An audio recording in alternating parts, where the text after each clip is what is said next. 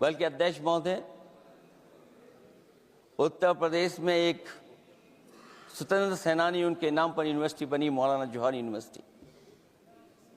University बनकर के तैयार हो गई। इन्होंने कोई सरकारी यूनिवर्सिटी नहीं बनाई,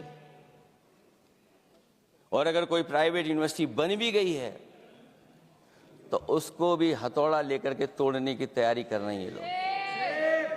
ये नफरत की राजनीति कहां लेकर के पहुंचा देगी। और जब से बीजेपी की सरकार आई है तब से नफरत की राजनीति और दूसरे लोगों के साथ किस तरह का व्यवहार हो रहा है, उन्हें कहीं भी न्याय तक नहीं दिला पाई सरकार।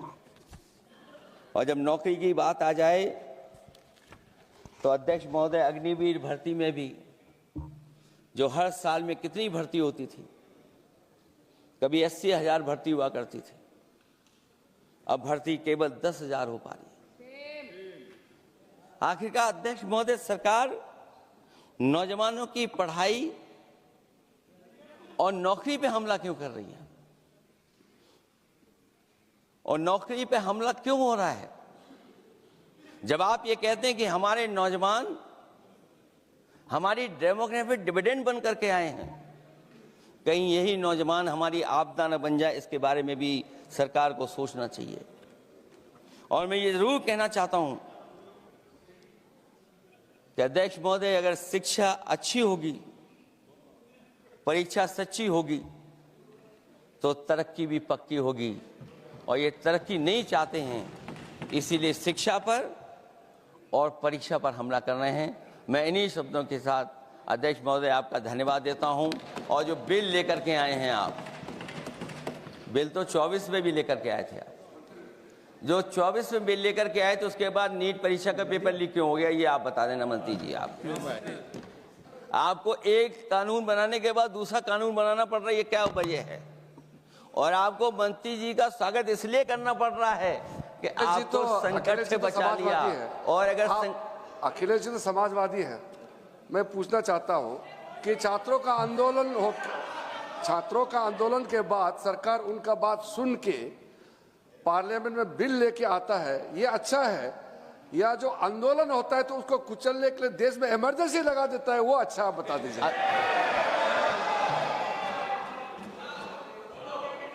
अध्यक्ष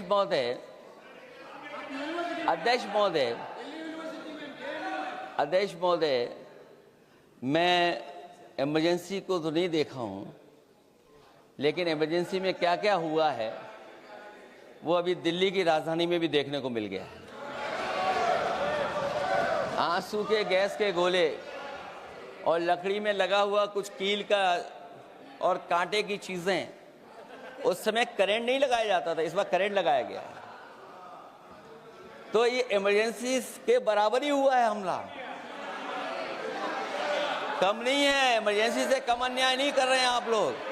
और याद करिए अध्यक्ष महोदय, अगर इमरजेंसी इन्हें याद आ गई है, अगर इमरजेंसी अध्यक्ष महोदय इन्हें याद आ गई है, तो इमरजेंसी के बाद भी परिवर्तन हुआ था, और हमें भरोसा है कि इसके बाद भी परिवर्तन होगा। और अध्यक्ष महोदय, मैं आखिरी में कहना चाहता हूं,